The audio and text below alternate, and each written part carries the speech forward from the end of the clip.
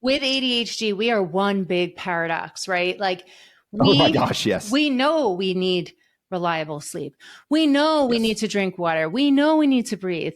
And we get so hyper-focused that we forget to drink, or our medication is keeping us hyper-focused that we forget to eat, we forget to drink, or the stimulant's not wearing off in time, or we have restless leg syndrome, or we have anxiety, or we think about all of the things that we didn't accomplish or the things that we need to next day. It's really important for this group of people in particular to really have a system, some guide rails, like some thoughts about what do I need to do for sleep? What can I do that makes intuitive sense now? What can I do for hydration now? What can I do for breathing now to help me?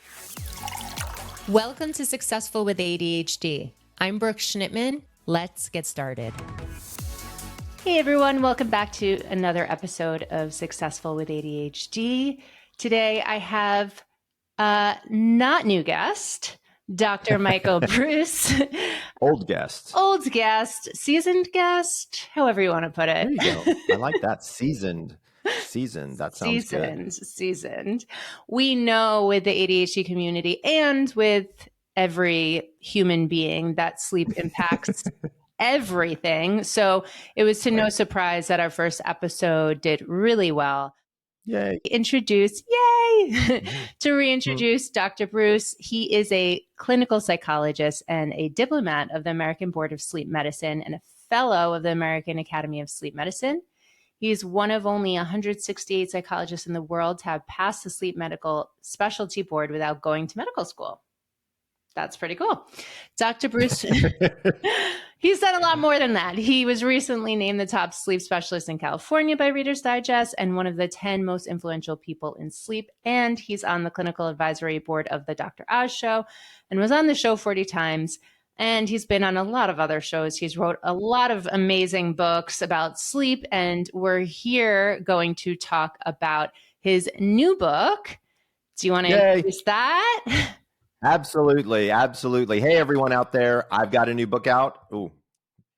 Sleep, Drink, Breathe. Hold on. I'm going to move the microphone so you can see it better. Sleep, Drink, Breathe. I think wellness has gotten too complicated, right? Like, here's the problem. I talk to people all the time. Like, I'm at the gym constantly because I'm a gym rat. I go there every day.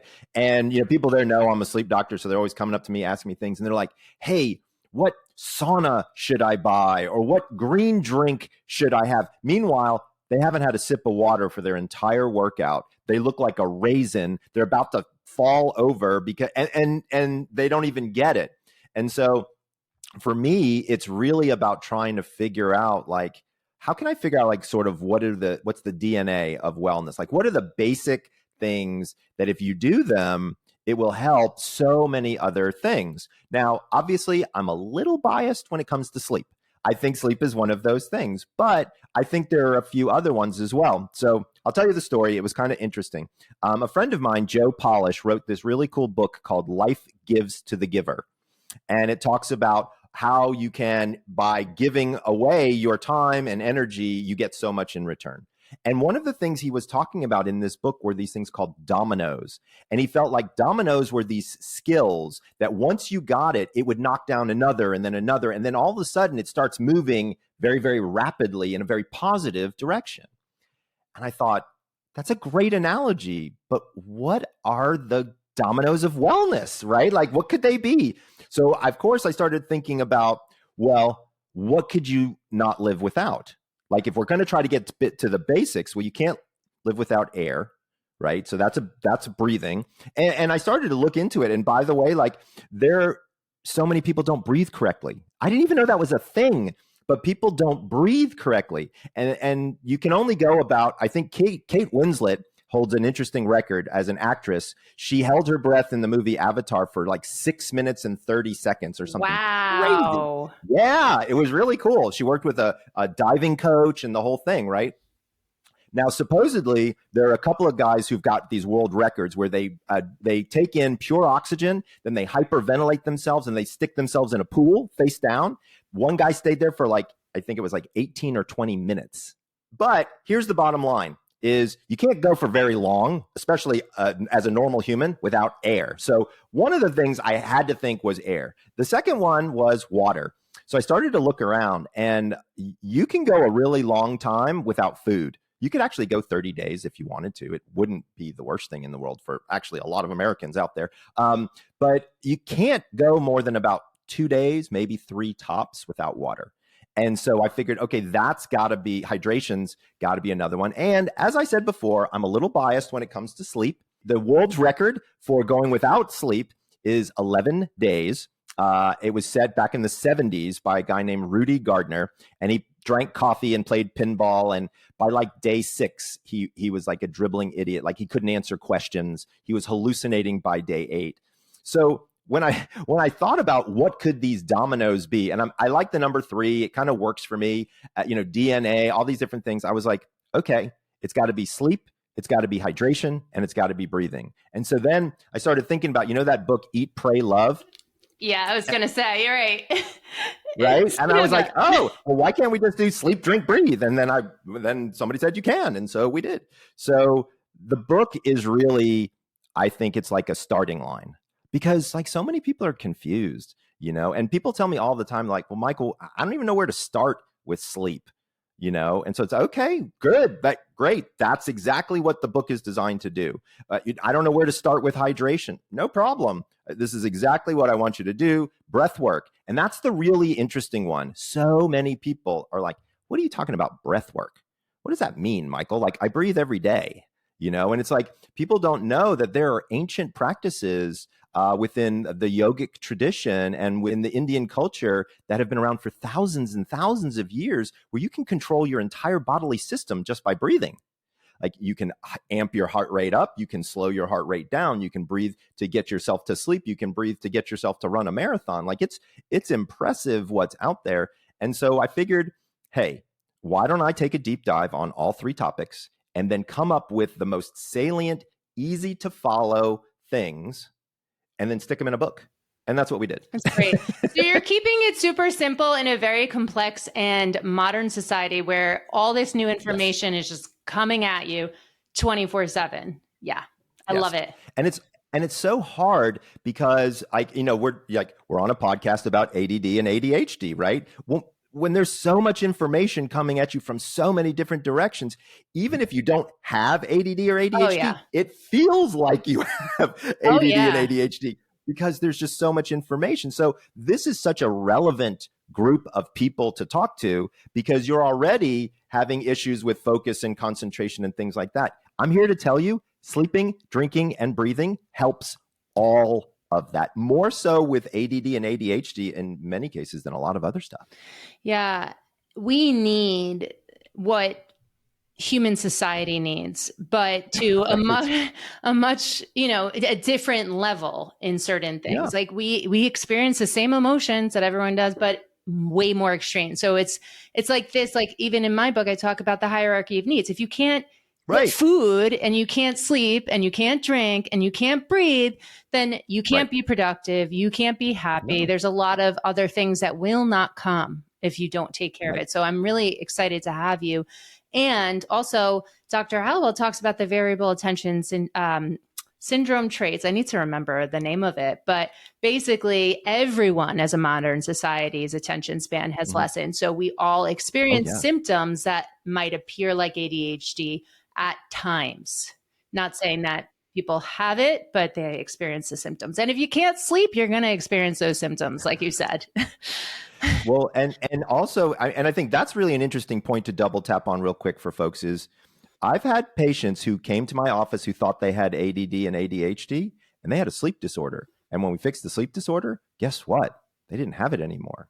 I'm not saying that happens to the majority of cases, but I want to be clear that if you have disrupted sleep, if you are sleep deprived, number one, you can make a normal person look like an ADD person like that with a little bit of sleep deprivation, right? And so a lot of people out there might be thinking, hey, I have this diagnosis of ADD, ADHD, which, by the way, if you have a diagnosis, there's nothing wrong with having a diagnosis. But also, if you're sleep deprived, that makes the situation significantly worse. Now, here's where I think it gets super duper interesting is for folks out there who've decided to take medication for their ADD and ADHD, historically, those are stimulants, right? You want to talk about messing up somebody's sleep, about completely reducing their appetite, and then they stop thinking about water, right? And you see what I'm saying? Like, it's this weird circle that happens specifically. Edge sword. Right. Like right in the ADD, ADHD community, this happens because of when you take your medication, if you're taking medication, and the side effects of that medication can actually have major effects like on your sleep, on your hydration, and on your breathing, right? And so yes, it's really important for this group of people in particular to really have a system. Like, I want to be super clear. It doesn't have to be my system, but you need a system of some guide rails, like some thoughts about, well, what do I need to do for sleep? Right? Like, what can I do that makes intuitive sense now? What can I do for hydration now? What can I do for breathing now to help me? Right? And so let's drop in on a if you want, on a couple of those ideas, right? Yeah, I would love to. And I just want to say one thing, like with ADHD, we are one big paradox, right? Like oh my gosh, yes. We know we need reliable sleep. We know we need to drink water. We know we need to breathe. And like we get so hyper focused that we forget to drink, or our medication is keeping us hyper focused that we forget to eat, we forget to drink, or the stimulant's not wearing off in time, or we have restless leg syndrome, or we have anxiety, or we think about all of the things that we didn't accomplish or the things that we need to next day. So yes, please give me your tips. Absolutely. Also, you reminded me of another thing that I forgot about that's very common in your demographic and population is when you're hyper-focused, you forget to breathe. You ever notice that? I seriously, sometimes I think to myself like, like I catch myself taking really big breaths. Right. It's because your medication or your ADD is hyper focusing you, and you get so involved in this thing that I find it all the time. People are like, oh my gosh, I don't think I've had a breath in 30 seconds. And then they breathe and they're like, oh, okay. Like you just become so focused that other things just kind of shut down due to this tremendous focus. And so believe it or not, it can be breath work as well. So step number one with all of my ADD, ADHD folks is, number one, are you a medication protocol person or are you a non-medication protocol person? Because that helps me sort of understand what I might be dealing with here. So if you are taking medication for ADD, ADHD, one of the first things I like to do is look at the timing of your medication. Because when you take your medication too late in the day, that can have some effects on sleep at night. And anxiety at night. And so as an example, sometimes I have people where they have their extended releases in the morning and then a short releases in the afternoon versus the short release in the morning and the extended release in the afternoon, which has oftentimes many problems. I want to be very, very clear. I am nobody's doctor that is listening to this. No one has the right to change their timing of their own medication. You need to talk with your doctor before you do it because there can be consequences. So I want to be super duper clear. This is theory. This is what I would do if somebody was in one of my clinics. But I'm not anybody's doctor, but I want you to know and understand that the medication you take that helps you could also have some side effects that might be a bit annoying, and those need to be addressed. For folks who are not using medication, that's a slightly different thing. A lot of times we're looking at caffeine, we're looking at energy drinks, we're looking at those types. So self-medication seems to happen for some people quite a bit. And so that's another thing that we really want to look at is caffeine intake, things of that nature. You shared on the first podcast episode the cutoff time. Can you reshare that for caffeine? Yeah.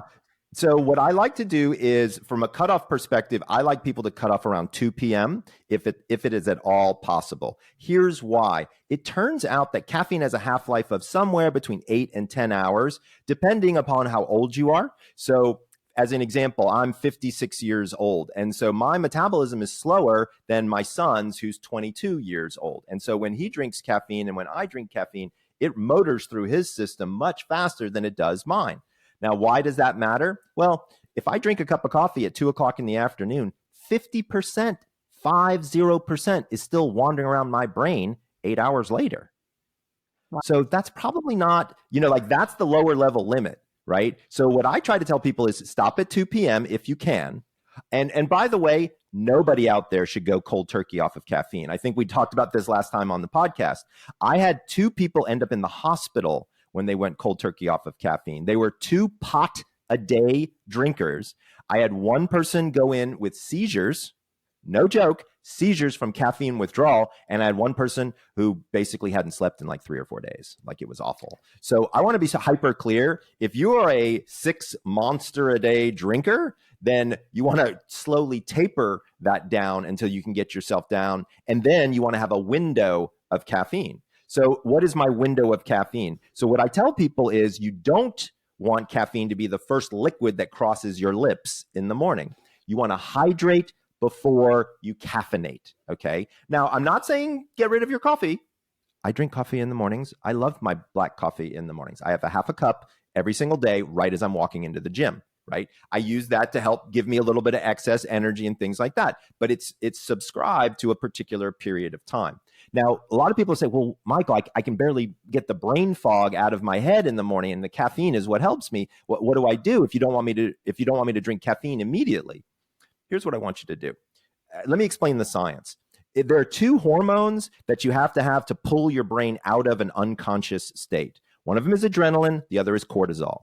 Okay. When those are wandering around in your brain and you add caffeine, that's like adding weak tea to somebody who's on cocaine. Okay. Adrenaline and cortisol are some of the most powerful hormones in your body. Caffeine can't even come close to that. But if you wait 90 minutes after you wake up, cortisol actually drops naturally. And when you add caffeine, it actually boosts the cortisol for you. You get bigger bang for your buck. So what I tell people is, hydrate yourself in the morning. By the way, sleep in and of itself is a dehydrative event. Most people don't know that. You lose almost a full liter of water just from the humidity in your breath. Wow. Of breathing out at night. So when you wake up, you want to drink some water. Now, let's talk about drinking, because sleep, drink, breathe. We're talking about hydration here.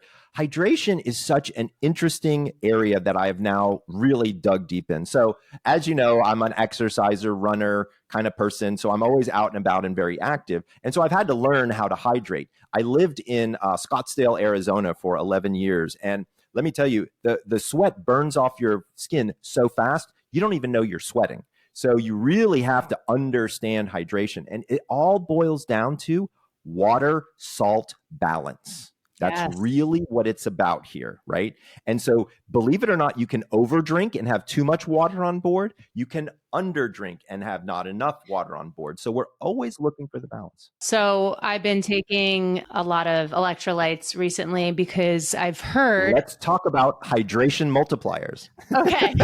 All righty. I just want you to talk and I won't say anything because there's so much good information. No, there's so much good information. So tell me what you're using. Answering all my questions before I even ask the questions anyway, so it's perfect. I'm using LMNT. Uh-huh. Yes. My question for you is, I've seen more and more women with ADHD have POTS. Yes, POTS. Got it. And because of that, of course, needing more electrolytes. Yep. What is the relationship, if you can share there?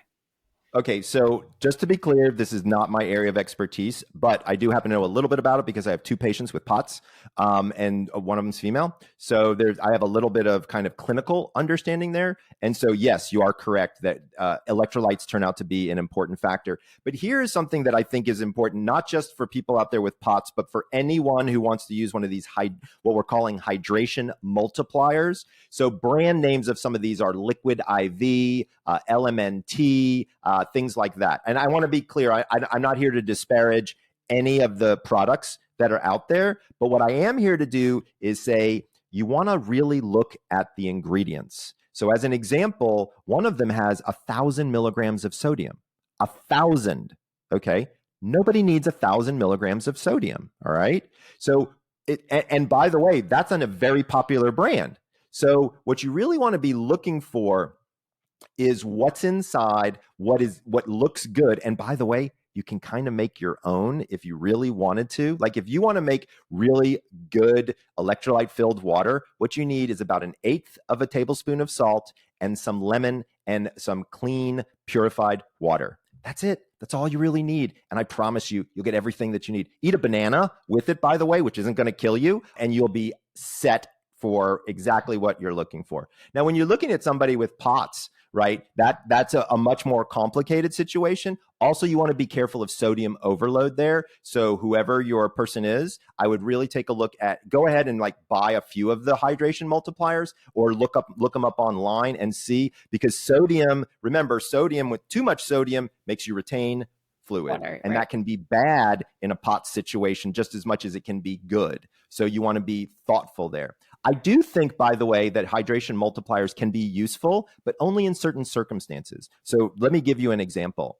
So if you're a runner and you're doing your normal run during the week, let's say it's 3 miles or 5 miles, no, you wouldn't need it. But if you're doing a long run on Sunday, yeah, you should have it, right? So if you're going to be going, 2 hours longer than you normally go, well, you're going to you're going to sweat out a ton of magnesium. So, you're going to sweat out a ton of sodium. So yeah, it would be intelligent to take that ahead of time so that your body doesn't bonk in the middle of whatever activity is you're trying to do. Also, for example, if you're not used to hiking, but somebody invites you to go on a hike, throw one of those things into your water, right? It's certainly not going to hurt you, but do you need one for every single time you work out? No. There's no universe. If you do, you've got a problem. Then you probably have a deficiency. Then that might require some level of supplementation, right? So I think there are instances where it makes sense. But to be fair, if you just drink water and you have a decent diet, you really should get POTS is a different situation, but you really should get what you need. Yeah, that's really good. Thank you. The big thing people talk to me about is amount of water. And they're trying to figure out, like, how much do I really need? So I dug deep on this topic. It's unbelievable how many different water recommendations that there are out there.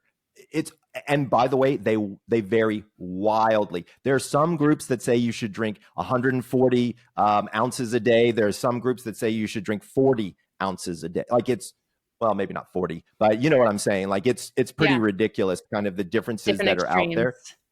So what I did was I actually created a formula that I feel is, and we tried to take reuptake into account. So when we hydrate, there's a lot of things that people don't think about, but the way I think people should think about hydration is you are a sponge. Okay. And so as a sponge, like when you go to the sink in the morning and the sponge is dry, right? And it's kind of hard, right? And you can kind of knock it around, right? When you put it under the water spout, what happens? Immediately the water rolls off of it, but then some of it begins to get absorbed, and then some of it begins to get absorbed. And if you have the stream on heavy, then there's too much water and it just rolls off, right? That's exactly how hydration works. Is your body is a sponge, okay? And so if you gulp huge amounts of water in the morning, it's just going to run off. If you sip, if you take your time, if you take 10 minutes to drink 15 ounces of water while you're sitting outside in the sunlight getting some vitamin D every morning, it's probably one of the best things you could possibly do for yourself. And you're actually absorbing the water. What a lot of people can't comprehend is if I take, this big thing and I chug the whole thing, guess what? I'm not actually going to get the water in, because it's just going to roll through my system because it's not going to have a chance to get absorbed, right? But if I sip it along the way, I have a far greater likelihood of doing that. The other big thing I think that people don't really think about is, can you overwater yourself? Right. So I see these people with these monster, Stanley cups that are, gallons of water and all this kind of stuff. And I'm like, look, if you want to get super technical, here's the formula. Take your weight, multiply it by 0.6. Okay. And that gives you your daily intake. If you work out, add 12 ounces for every half hour. If it's summertime and you live in a hot climate, add an additional 20 ounces. That's it. That's the formula. It's very simple and it's easy to use. That's for your total water consumption in a day. So now you're saying, okay, let's say that equals into 74 ounces, roughly. Okay. Depending upon how much you weigh. So, all right, Michael, how am I going to get 74 ounces in? Great question. So in the book, Sleep, Drink, Breathe, we actually have created a sleep, drink, breathe plan. And so what I have you do is I have you pull out your phone and I have you set alarms on your phone. So one is in the morning, one is in the mid-afternoon, one is lunch, one is before dinner, and then one is with dinner. Now you notice I didn't say I want you drinking after dinner. So what a lot of people do is they say, oh shit, I haven't had enough water today. It's 9 o'clock. And then they wake up and they pee all night long, right? Like that doesn't help, right? And so I try to if I can get you to remember to do these things 5 times a day, it's going to be helpful. Now, one of the things you might have noticed is I said one of those waters is with lunch and one of those is with dinner. Eating or drinking water with food helps you get more water in. Okay. Because food is right. It's spicy. It's salty. It generates the taste buds. Glug, glug, glug, get it down in. There's so much contradictory stuff out there, right? Haven't you heard, don't drink water with food because it hurts your absorption of the food? The exact opposite is true. And I've got the data to prove it. So what happens inside your gut, this is kind of gross, but it's true, is once all the food gets down there, if it doesn't have moisture and fluid, it has to turn itself into what's called a slurry. So, like Slurpees at the 7-Eleven, right? Your gut forms something that's kind of that level of consistency. There's a lot of liquid in that. If it doesn't have liquid coming in through your mouth, you know where the liquid comes from, right? It's pulled from your tissues, it gets pulled from your blood. And then what ends up happening is the balance is off, right? So when you don't have enough water in your system, your whole system starts saying things like thirst kicks into gear, right? But for a very long time, people have told themselves they don't listen to their thirst signal, right? So I'll give you an example. I'm at the movies, right? I don't have a drink, but I'm thirsty. What do? Do I get up? No, I just sit there thirsty. There's so many situations that we have to be thoughtful about. So we don't want to under drink, but also we don't want to over drink. So again, it's all about finding that balance. One last thing, and then I'll let you ask a question, is a lot of people have asked me about caffeine in the morning and does it count for hydration? Because caffeine's a diuretic. Here's what I can tell you is it does count for hydration, but only up to 2 cups. Once you go past 2 cups, you have enough caffeine in your system where the diuretic action of the caffeine will kick in and make you pee. So historically, I used to tell people, no, you can't have caffeine, blah, blah, blah. Absolutely not. You can have caffeine. I want you to have water first, but you can have 2 cups of coffee and it will count towards your hydration quotient, if you will. But once you get past 2, that's when the weird stuff happens. Fascinating. Does that include if you have a double shot in 1 cup? So absolutely. It's just about the liquid. And it's about the caffeine itself. So if you have a double shot, that's like having 2 cups of coffee for sure. Okay. All right. So with ADHD, you mentioned it before, the stimulants can keep you up, but can also cause dry mouth. And do you have a formula for that? Is there more water that needs to be in? Yep. So it's a great question, and it's and that's a difficult one to answer. So number one, I don't have a great answer for this other than sipping throughout the day has a far greater likelihood of keeping that area moist. Chewing gum can be helpful, but then sometimes that can actually make you have dry mouth on top of that. So sometimes that is not nearly as good. It's difficult. I do have one patient, and what she does is she adds a little bit of salt to her water, and that helps keep that whole area kind of fresh and irrigated and not drying out. And then also looking at when do you get the dry mouth? Is it immediately after you take the medication? Is it take a couple of hours? So if it does take a few hours, you can start to plan for that by sipping water throughout the day. Again, set an alarm on your phone if that works for you, and then take 10 minutes at each one of those marks to drink a little bit more water. But yeah, medication is definitely one of those factors that we have to kind of think through from a timing perspective, but also from a dry mouth perspective. And I have, and tell me if this is your experience as well, because I don't have ADD. My son does. I've heard these medications affect appetite as well. It's not that he just forgets to drink because he's not like, there's no signal that's going saying, like, sometimes he'll go all day and he won't eat. He'll forget to eat. He's not hungry. He hyper-focuses on something else. And then all of a sudden it's out of his system, and then he binge eats because he hasn't eaten all day. He's starving. Correct. Exactly.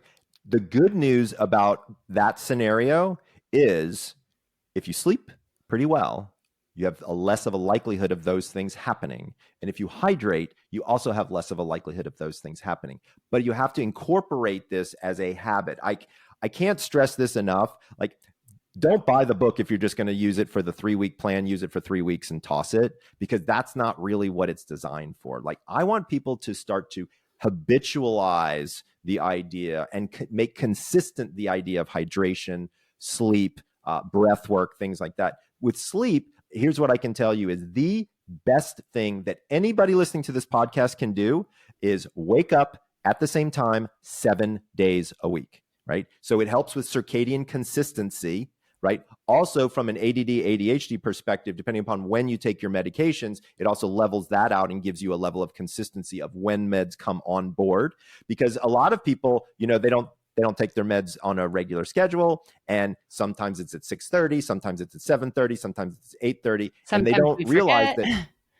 Well, exactly. And then all of a sudden, it's 2:00 in the afternoon, and you realize something's wrong. Right. Like, I don't feel the way I usually feel at 2:00. Did I forget to take my meds? Did I take them late? Did I take them early? Did I double take them?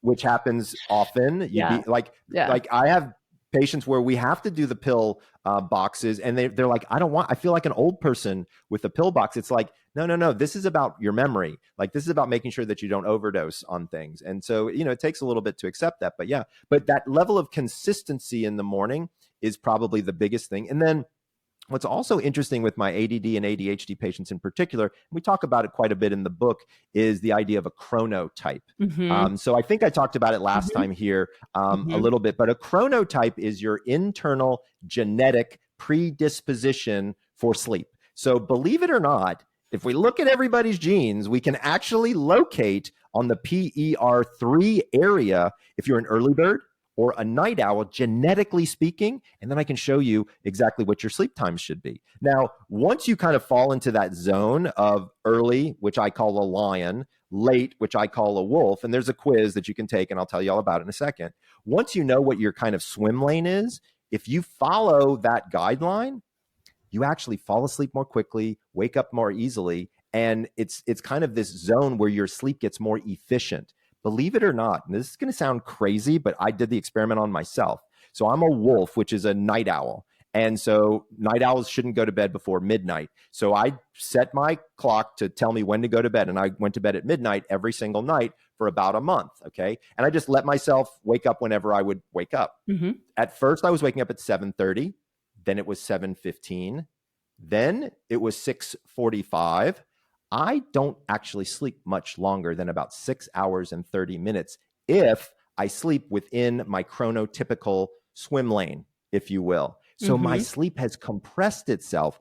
And when I look at my sleep on my Oura ring, I have the exact same percentages that I had when I had more sleep. That's fascinating. So I'm actually getting the correct percentages, but my body doesn't need as much because you have restful sleep. Yeah, exactly. So after you told me about the chronotypes, I did the test, and a lot of my clients have taken it, and pretty much almost all of us are dolphins. Yes, I know. So let's talk about dolphins. So dolphins are the entire reason that I wrote the book was for dolphins. And they're my favorite clients, by the way. Sorry for all you folks out there, but dolphins are the best. And here's why, is because they think that their sleep is not within their control. And I can show them exactly how to control their sleep, right? And so when you wake up in the morning at the same time, so follow the biology here. When you wake up at 6 a.m., there's a timer that's set in your brain that says that 12 to 14 hours later, melatonin can start again. Mm-hmm. So when you wake up at 6, 12 hours later is 6, 14 hours later is 8, takes about 90 minutes, and it gets up and you're ready to go, okay? But instead of waking up at 6, you wake up at 8 because it's Saturday, right? Now melatonin is off by 2 hours, which means you're not going to fall asleep for an additional 2 hours tonight. And then what's going to happen the next day? You're going to want to sleep in. Yeah. Right? And so it's this stay up late, sleep in, stay up late, sleep in. And all of a sudden you've got this thing called social jet lag. So by keeping consistency even on the weekends, which I know is not a lot of fun, what ends up happening is when you do need to stay out late, like let's say you want to go see Taylor Swift or something fun like that, and you're up till 2:00 in the morning, because you've had so much consistency before, you can have a bad night and your system will snap right back and you will be fine. But if you've had crappy, irregular wake up times and then you layer on another one, your body's going to be equally as confused and you're never going to snap back.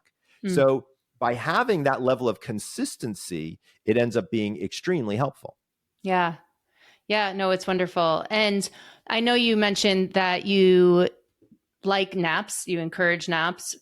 Right? I do, but not for people with insomnia. I want to be super duper clear. If you've got insomnia, please don't nap because you lower your sleep drive and you won't be able to fall asleep that night. But I do like napping for ADD and ADHD people. And I'm so glad you brought this up because I hadn't even thought about this, but I'm glad to bring it up here. Is I have this idea about naps. You don't have to actually sleep to get the benefit. Okay. And I think that ADDers are the ones who feel this the most.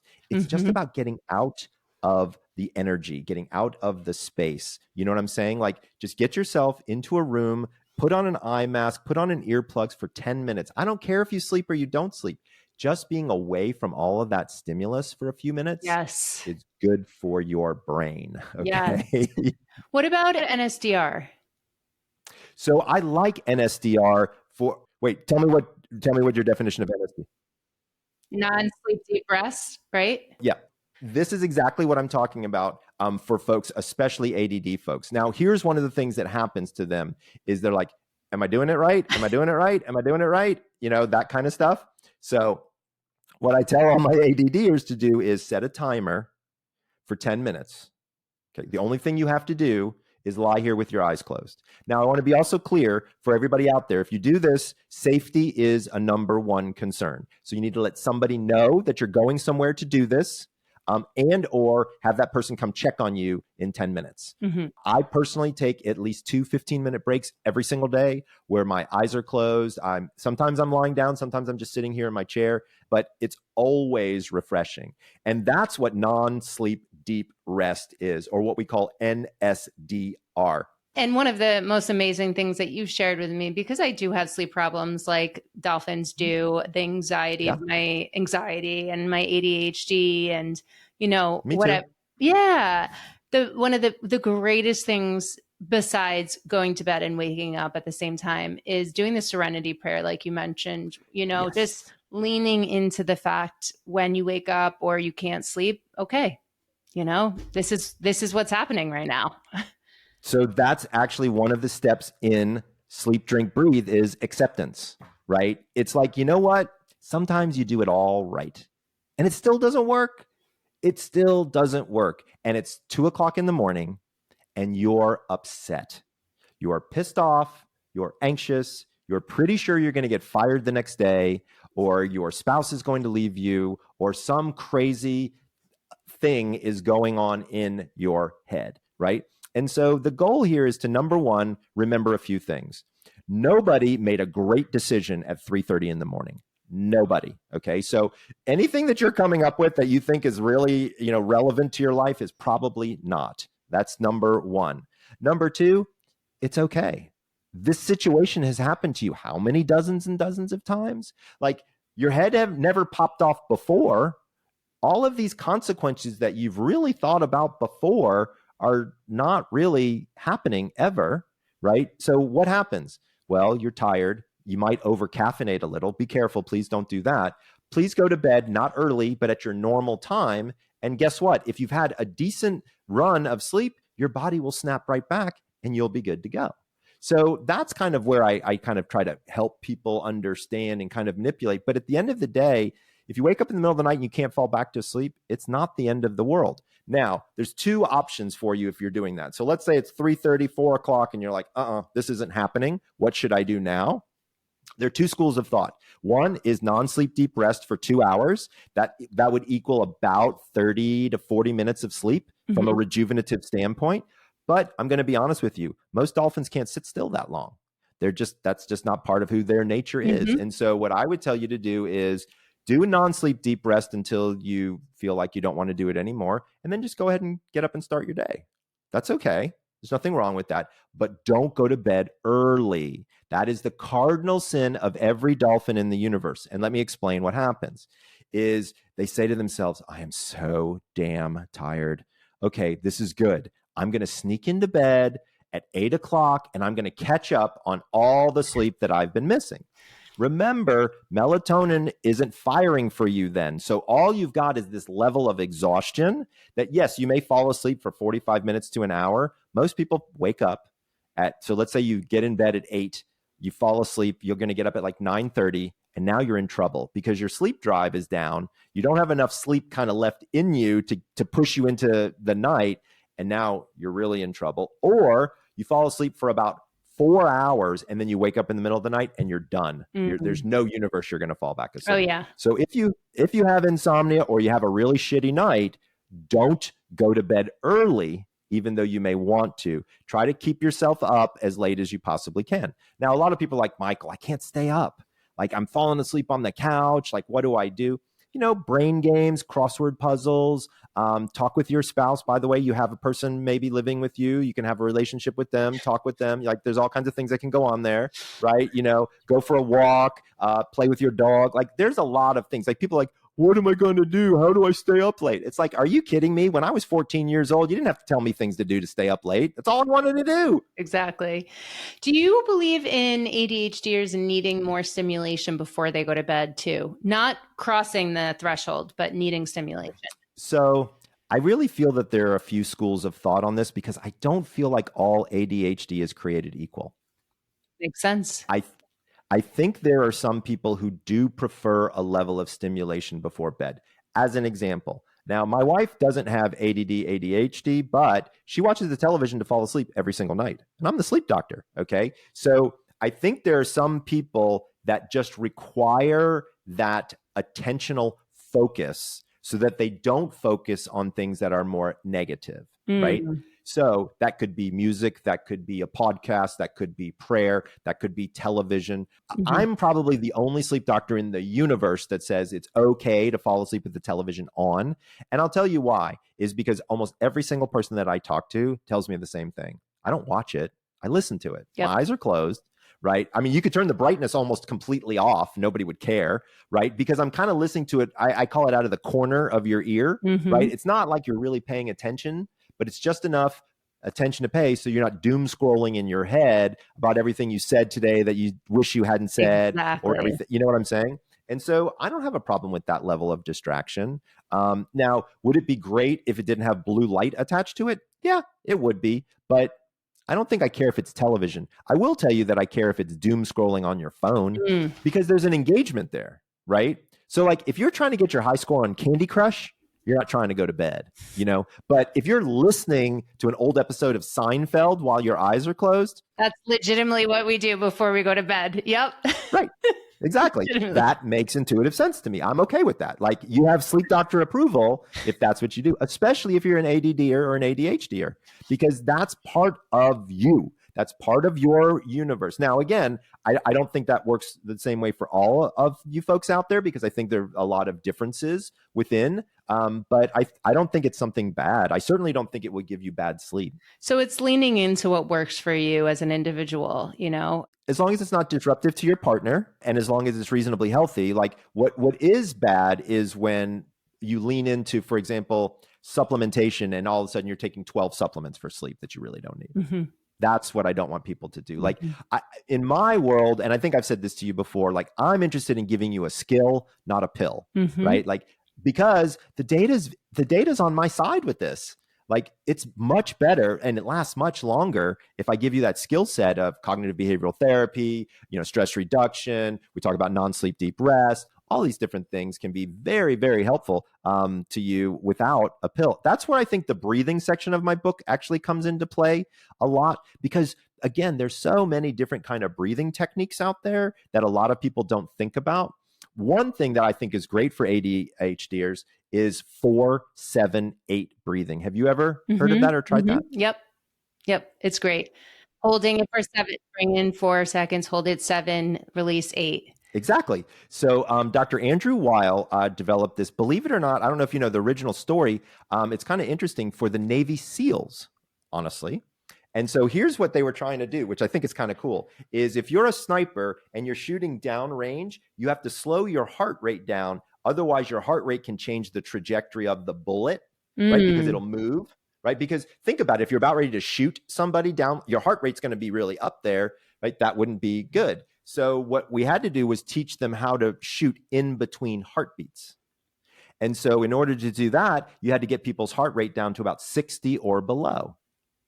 That's exactly what this technique does. 4, 7, 8 breathing is it dumps your heart rate down to 60 or below. Here's the part that we take advantage of, is that's the exact number that you need in order to enter into a state of unconsciousness, is a heart rate of 60 or below, given the right environment, right? Sure. So if you're a sniper and you've got a gun and your heart rate is 60 or below, you're not going to fall asleep on the gun, right? Because you've got a lot of adrenaline going on and there's all kinds of stuff. But if your heart rate is at 60 or below and you're in a dark, quiet, cold room, you're going to fall asleep. Yeah. Right. 4, 7, 8 is a much better way to do it than popping a pill, which is going to wear off and all the other. Yeah, I love that. And I just want to ask one more question about sleep for you, though, and then definitely go more into the breathing piece. You mentioned in your book that people come to you without using Aura and other sleep tools and say, I had the best sleep of my life. But then they test it out with the Aura and their sleep sucks. How is that possible? So here's the thing. Number one, Aura is not necessarily the most accurate device in the universe. Now, I want to be clear. I've been on their board and I understand how it works. I would argue they're the most accurate than anybody else out there. Them and Fitbit have actually done head-to-head studies, but you can't just look at your singular data. So many people do this. They walk up to me with their phones on their screens and they're like, Dr. Breus, what does this mean? I don't know what it means if you got 14 minutes of deep sleep last night. Here's what I can tell you is look across the week, okay? And look at the average. If you got 14 minutes of deep sleep every single night based on your Aura ring, clearly that's not accurate, but it's being consistently inaccurate. That's all I need because it hasn't changed. But if you had 14 minutes one night and 407 the next and 236 the next, I want to know what happened on those 2 nights because that influenced the consistency of the data. And that's where the goodie is. That's what you're looking for. So, by the way, there's something called orthosomnia now, where you get so anxious about your data, you can't fall asleep. Oh, gosh. So the data is causing a lack of sleep. Fascinating. Exactly. Only in the U.S. Exactly. No, I'm just kidding. Only in the U.S. All right. Let's talk more about breathing. You mentioned the 4-7-8. I've also heard about the box. There's lots of different breathing techniques out there. What are we doing wrong about our breathing and what can we do to change it? Well, I think if I had to pick 1 or 2 things, what I would say is we don't think about it.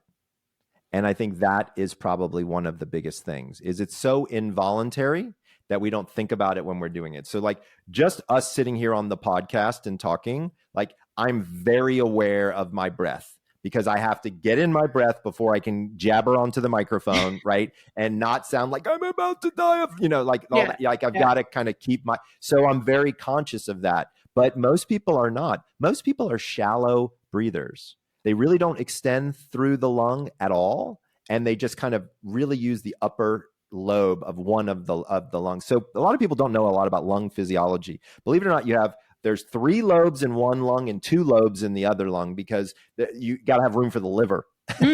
So your lungs aren't actually the same and they breathe a little bit differently. And it's really healthy to take in big, deep breaths, diaphragmatic breaths on occasion. So belly breathing is actually very, very healthy. So one of the things that I try to get people to incorporate is breath work, for example, while they're falling asleep. Right. And so that's why 4-7-8 breathing works so well. But you can just do plain old diaphragmatic belly breathing as you're falling asleep.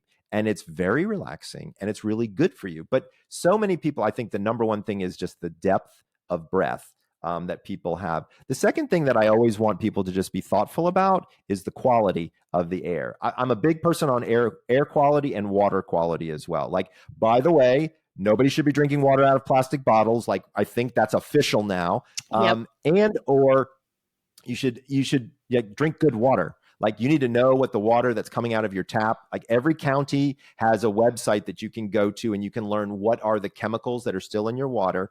Personally, I buy a Brita filter. It's $20 for the pitcher and $20 for the filter, and we use them every day.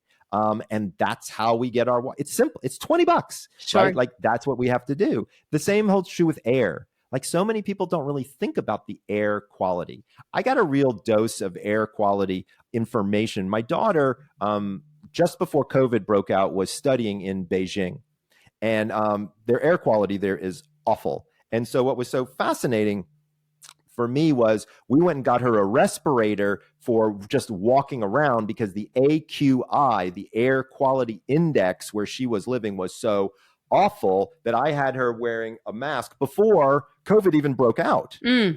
Right? So if you're thinking about air quality, like as an example, here in California, if you go up to the valley, the air quality is less because you're in between two mountains, there's cloud cover, and kind of the smog gets trapped in there, right? So what do? I have air filters in my house, right? I have air purifiers in my house. And you don't have to go crazy, right? Like here's what I do is I put an air purifier in my bedroom because that's the room I spend the most time in. Yeah, but my question for you, and that's all great to think about, and air quality is so important. When I think about breathing, I take a deep breath, and I know you're mentioning that's good, right?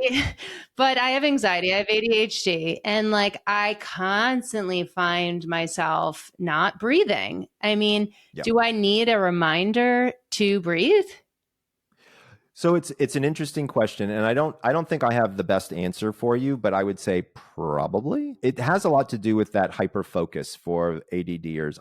Is my personal theory. Like I want to say this is my personal theory. I don't have any data behind it, but I've seen a lot of AD patients, and so what I think happens a lot is I think that hyper focus makes you forget to breathe, and that becomes an issue. And so by having planned times of day to breathe, you can counteract that. Right. And so those 5 times when you're drinking the water, you're breathing in between sips, and you take nice, big, long breaths. And now you're killing 2 birds with 1 stone. Right. Like you don't have to, like, if you don't want to do 4, 7, 8 breathing, or you don't want to do box breathing, which is just 4, hold, 4, release 4, which is also another technique. That's okay. Like just breathe in between sips of water. I don't care. But getting it in, right, and getting it out is important. And what's interesting about breath work is, how we were talking about sodium water balance for hydration. Well, with breath work, it's oxygen carbon dioxide balance is what the body is always searching for. So that's when people hyperventilate or hypoventilate. They don't breathe enough, or they breathe too much, and that changes that balance. When that balance gets changed, that's when problems happen. So really, I would argue that the entire book is really based on balancing your body with just the basic stuff that it needs, right? Is getting enough sleep to have enough wake. That's a balance that you're kind of putting, right? Sodium and water, right? Carbon dioxide and oxygen. Like these are 3 teeter-totters or seesaws or balancing acts that we play every day. Our body does it for us automatically, which is pretty cool when you think about it, that we don't have to worry about it. But I would just argue that you can do all 3 of those a little bit better, and it has dramatic improvements on your overall health. So I got a plan. It's 3 weeks long. It's super easy to follow. We make it simple, but you just put some alarms on your phone, make sure that you have, hydration available to you and some consistent sleep. And you would be surprised how, like, the goal here was not to make it complicated. It makes it super simple. I introduce the topics very easily. There's no shame. It's just about assessing yourself. So I give you assessment tools to see if you're dehydrated, to see if you're sleep deprived, or to see if you're not breathing correctly. And then once you assess those tools, use those tools to assess it, then you have a place to move forward from. I love that. It's all about balance. And I'm going to ask you a challenging question here. I know it's all about balance, but let's say we're screwed in all 3 areas. Which one do you start with? Well, it depends upon how screwed you are. So if you're telling me that you're in a room with no air, air is obviously the most important thing. But other than that, it's really hydration is really the biggest factor. So many people get hurt with poor hydration that don't even know it. And it affects so many areas of your life. Mental health. I mean, also, just to be fair, our bodies are so much more water than anything else. Like, I think our brain is like 85% water, like even our bones have got 20 to 30% water in them. And those are the hardest things in our bodies. So like, we kind of need to honor that. And so I would say if you're completely screwed, drink water. That's probably going to help you out the most. All right. So got water, go drink it. And Like want to learn? got Yeah, water. exactly. Want to learn more? Buy Dr. Breus's book. When does it come out? In October, right? So it comes out in December. Okay. But we have these pre-orders that are really cool. And so here's what's awesome is what I've done is if you go to thesleepdoctor.com/book, and we'll put that in the show notes, you can buy the book now and you get all kinds of goodies. So I'm giving 3 different lectures, one on sleep, one on hydration, one on breath work, that only people who buy the book ahead of time will get. You actually get the plan before you get the book, and I'll walk you through it. Also, I have live Q&As that I'm doing with anybody who buys the book ahead of time. So it's in a group format, but Amazing. people will have access. I kind of think of the book as kind of like a ticket to getting access to me, my knowledge, what I'm trying to teach everybody, and get people to answer their questions, because there's only so much I can do in a book. I mean, the book's awesome. Like, I want everybody to buy the book, clearly. But at the end of the day, I think a lot of the pre-order stuff is going to be super duper helpful. So if you want to buy the book now and then enjoy all the pre-orders, it's kind of cool. Yeah. Sleep, drink, breathe, everybody. Dr. Breus, the sleep doctor. Go find him on Instagram and social media at the sleep doctor, and at his website, thesleepdoctor.com, and get his book at thesleepdoctor.com/book. Is that everything? Did I get it all right? That's all of it. Okay. You did it right. All right, Dr. Breus. Well, thank you for being on Successful with ADHD. Again, it's always a pleasure to host you. And I know we get so much value in the quality of information and just making us feel not alone and less shameful about some of the challenges we deal with sleep, with hydration, with breathing, and just normalizing it and giving us quality tips. Appreciate that. It's my absolute pleasure to be here. And again, in all honesty, like, ADDers are some of my favorite people. I mean, number one, it's my son, but number two, I wrote the whole book for you guys. Like, I really want to see you guys succeed and do well. And I want to be clear, it is possible. I know it feels hard sometimes, but I just want to be super duper clear. All of you can get a great night's sleep. All of you can get hydrated, and all of you can breathe comfortably. I promise, promise, promise. Sweet dreams. Thanks for listening to this episode of Successful with ADHD. I hope it helps you on your journey. And if you need any additional support for you or a loved one with ADHD, feel free to reach out to us at coachingwithbrooke.com and all social media platforms at Coaching with Brooke. And remember, it's Brooke with an E. Thanks again for listening. See you next time.